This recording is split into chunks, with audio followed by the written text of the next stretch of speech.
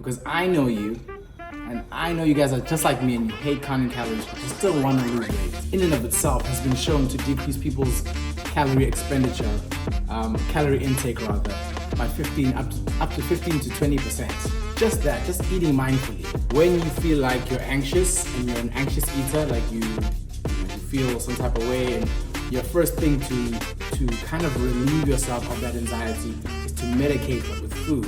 What is up, y'all? Simanga Michael Japa. I'm a personal trainer and an online coach. Today I'm going to give you guys 3 things that you can do today, because I know you, and I know you guys are just like me and you hate counting calories, but you still want to lose weight. So today I'm going to give you 3 things that you can do to lose weight even without tracking and counting calories.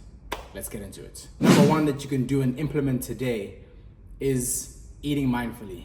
Now, what does eating mindfully look like? What does it mean? Eating mindfully is basically when we're not eating mindlessly and we're watching something on the television while we eat, or we're watching something on our phone while we eat, or we're trying to work while we eat. So that's number 1. Get the TV, get the screen out of your face. Try not to have some water while you eat unless you're like, choking and you really need something to help you bring it down. But that in and of itself has been shown to decrease people's calorie expenditure, calorie intake rather, by 15 up to 15 to 20%. Just that, just eating mindfully, being present while you eat, not drinking something while you're eating, has been shown to decrease someone's overall calorie intake. I almost said expenditure again. Intake for the whole day. So that's number 1, eat mindfully. Number 2 is practice gratitude.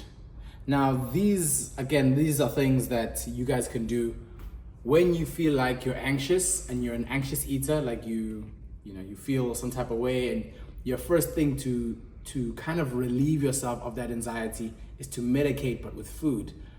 Another thing you can do is practice gratitude. And what practicing gratitude looks like is when you feel some type of way and you feel whatever you're feeling, you write it down in your phone or your journal, whatever, and you write down what you're thankful for. And I know this sounds kind of like woohoo or whatever, but imagine you're having a stressful day and you're thinking about all the things that can go wrong or have gone wrong, and then you want to reach, your knee-jerk reaction is to reach for the PS or reach for the Snickers bar, whatever it might be. Imagine you writing down all the things you're grateful for. Oh, my house payment is done, or my mom is still in my life, my parents are still in my life, my kids, you just write all those things down. And the beautiful thing that happens is, even though this might not work 100% of the time, just you implementing something like this will make a dent in terms of you eating less of that BS that people normally eat when they're anxious. Because your mind can't think of 2 things at the same time. It can't think of negative things, like it can't be almost anxiety. You can't be anxious and also be grateful at the same time. You gotta have one or the other. So when you do this, you reframe your mindsets and then you end up thinking, actually, life's not that bad. Then you might think twice, and then I don't want to say have the will not to do what you wanted to do, but you won't be as anxious, and you most probably will not overindulge in what you wanted to overindulge in. Number 3 is sleep better, or try get better sleep. So if you don't get better sleep, or if you don't get good quality sleep, just know that, and this has been shown in research, that your cravings are way worse, especially the day after. Your cravings, your blood sugar levels are all over the place. So know that that's gonna happen. So when you haven't slept well, know that that is gonna happen. And the power is in the knowing.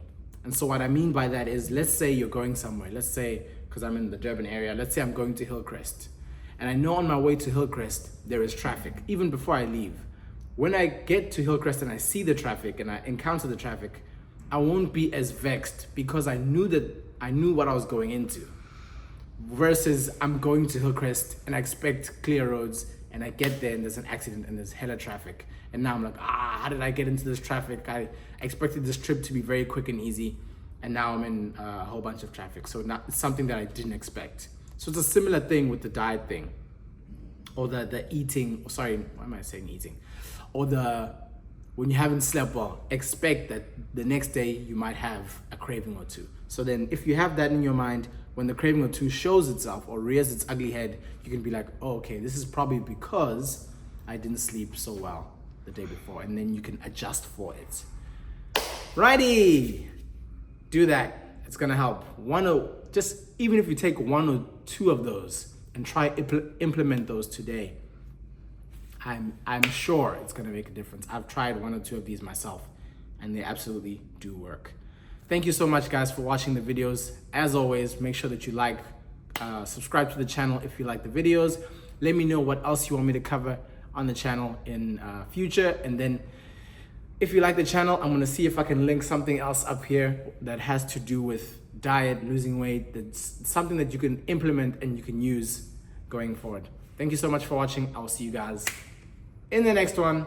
Bye.